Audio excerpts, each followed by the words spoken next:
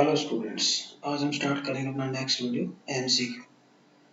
तो 13 एमसीक्यू हम कर चुके हैं। आज हम 14 नंबर एमसीक्यू से स्टार्ट करेंगे। तो क्वेश्चन नंबर 14 देखिए, इसमें क्या है।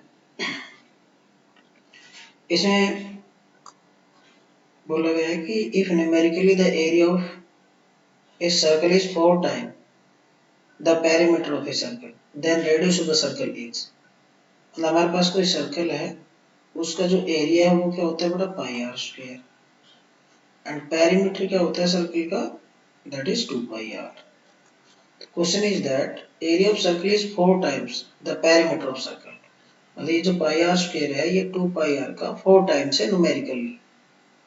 तो अगर मैं इसको 4 से मल्टीप्लाई कर दूंगा तो दोनों इक्वल हो जाएंगे। तो यहाँ से देखिए बेटा, पाई से पाई कैंसिल, एक आर से एक आर आपका कैंसिल हो जाएगा। तो हमारा जो आर है that will be equal to 8 unit, जो भी है सेंटीमीटर में है, मीटर में है। तो यही से पूछा गया है कि radius of the circle is what. तो radius of circle will be 8। Understand. अब चलिए क्वेश्चन नंबर नेक्स्ट पर।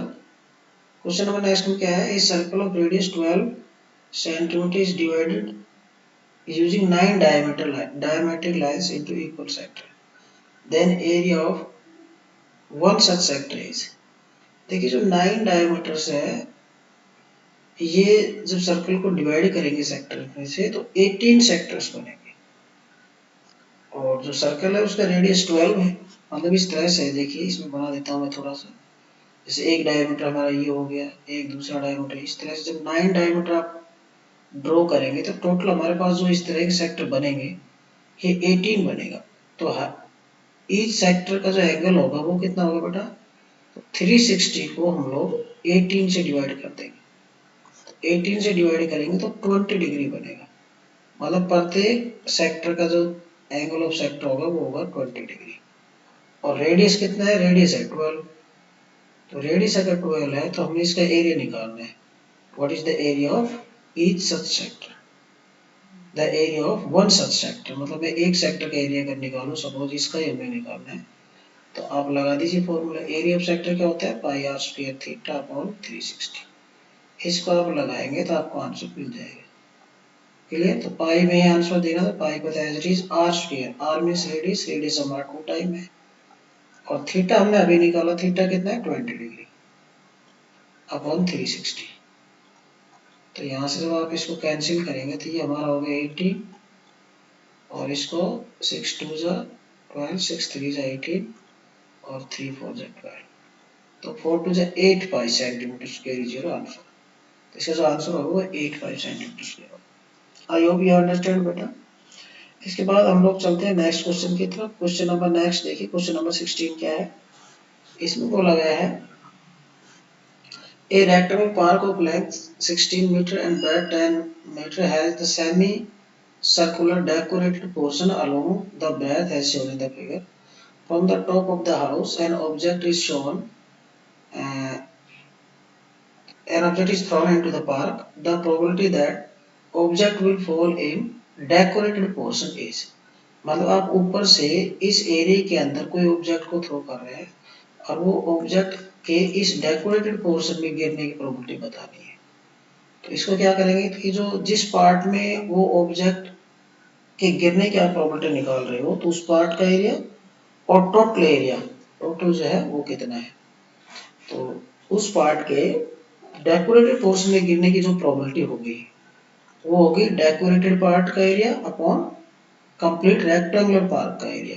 द रेक्टेंगुलर पार्क में जो डेकोरेटेड पार्ट है उसका एरिया अपॉन कंप्लीट जो हमारा पार्क है उसका एरिया। तो डेकोरेटेड जो पार्ट है इसका जो रेडियस होगा, ये डायमीटर हो गया पूरा, तो इसका रेडियस हुआ 5। अब क्योंकि आपका सेमी सर्कुलर पार्ट है तो इसका एरिया होगा 1/2 पाई आर स्क्वायर। रेडियस कितना है इसका, रेडियस है 5, तो यानी 5 का स्क्वायर। तो ये तो डेकोरेटेड पार्ट का एरिया हो गया। अपॉन कंप्लीट कितना है, कंप्लीट एरिया कितना है इस रेक्टेंगुलर पार्क का, that is length into breadth. Length 16 है और ब्रेथ है 10। इसको हम लोग सोल्व करेंगे तो हमें मिल जाएगा आंसर।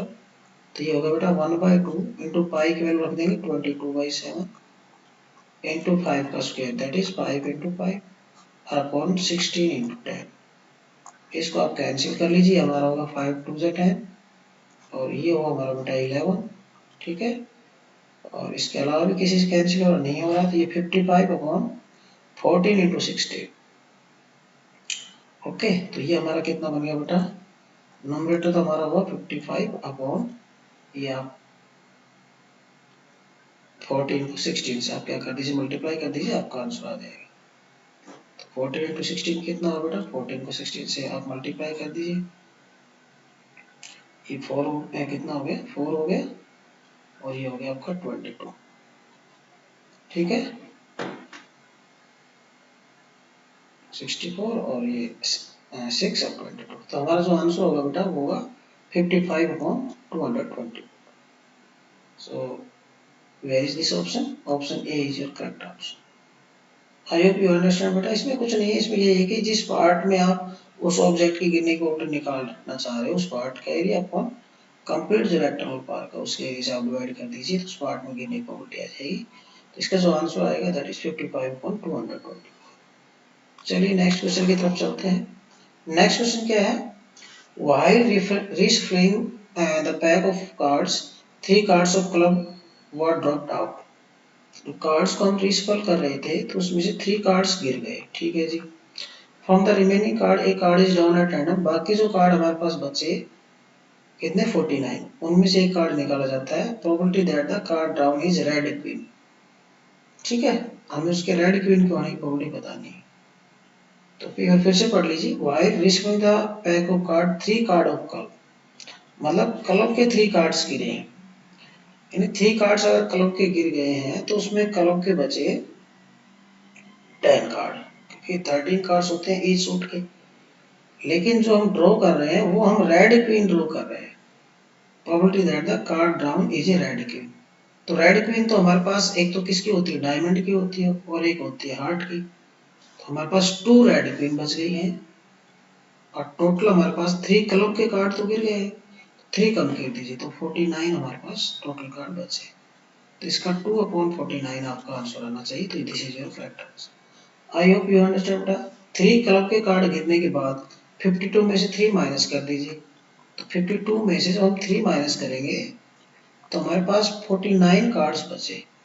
अब इन 49 कार्ड्स में से जो 2 कार्ड्स हम निकाल रहे हैं वो दोनों रेड क्वीन होनी चाहिए, बट जो कार्ड गिरे हैं वो रेड कलर के नहीं है, वो किस कलर के हैं, ब्लैक कलर के हैं, क्योंकि क्लब का जो कलर होता है वो ब्लैक होता है, जबकि हम निकाल रहे red queen. Diamond and club का जो कलर होता है वो ब्लैक होता है, और heart and diamond in 2 cards का जो कलर होता है वो रेड होता है। तो रेड क्वीन की बात कर रही है, तो दोनों जो रेड क्वीन है वो या तो हार्ट की होगी या डायमंड की, सॉरी या तो हार्ट की होगी या फिर आपका डायमंड का होगा, ठीक है। तो वो 2 हो गया, तो ये हमारा आ जाएगा 2/49। तो जो रिक्वायर्ड प्रोबेबिलिटी होगी दैट इज 2/49। तो option D is your correct answer. I hope बच्चों यहाँ तक आपको क्लियर हो गया होगा। चलिए इसके बाद जो हमारा क्वेश्चन नंबर 18 है, इसको देखिए। इसके अंदर क्या है,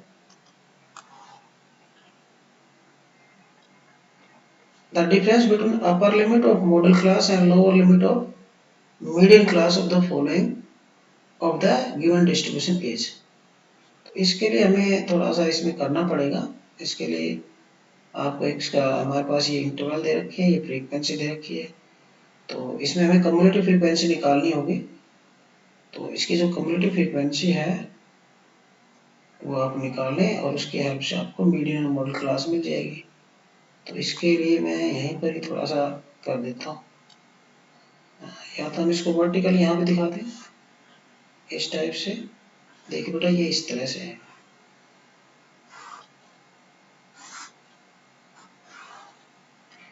ये हमारे पास क्लास है, ये फ्रीक्वेंसी है। क्लास हमारी 0 to 10, 10 to 20, 20 to 30 and 30 to 40 and 40 to 50, ये हमारे पास है। फ्रीक्वेंसी कितनी है बेटा, 3 है, 8 है, 11 है, 9 है, 7 है। तो हम यहाँ पे कम्युलेटिव फ्रीक्वेंसी निकालेंगे, ये हमारे पास आएगा 3, 3 में 8, 11, 22, 29 में 20 में 9 ऐड करेंगे 31, और 31 में 7 ऐड करेंगे, कितना है बेटा 38 और इनका सम भी 38 ही आएगा। 9 8 17 28 और 31 39 सॉरी कितना फिर से देख लीजिए 3 8 11 11 22 20 31 31 और 7 38 और इनको ऐड करेंगे तो 22 29 और 9 31 और 7 38 तो ये भी हमारे पास 38 है फ्रीक्वेंसी का सम। ये जो लास्ट नंबर है ये भी 38 है। अब हम लोग n/2 निकालते हैं तो n/2 कितना होगा 38/2 तो ये हो गया हमारे पास 19 तो 19 से ठीक ग्रेटर देन 19 हमारे पास क्या नंबर है देख लो 90 से ठीक ज्यादा हमारे पास कितना है बेटा that is 22 just more than 99 is 22 तो 22 के जो कोरस्पॉन्डिंग है ये हमारे पास होगी मीडियन क्लास। ओके तो मीडियन क्लास हमारे पास है 20 से 30 so this is our median class. ठीक है जी ये मीडियन क्लास होगी। अच्छा मॉडल क्लास क्या होती है class corresponding to highest frequency वो मॉडल क्लास होती है। तो इन सभी में सबसे हाईएस्ट फ्रीक्वेंसी 11 है तो इसके कोरस्पॉन्डिंग जो क्लास है वही मॉडल क्लास होगी।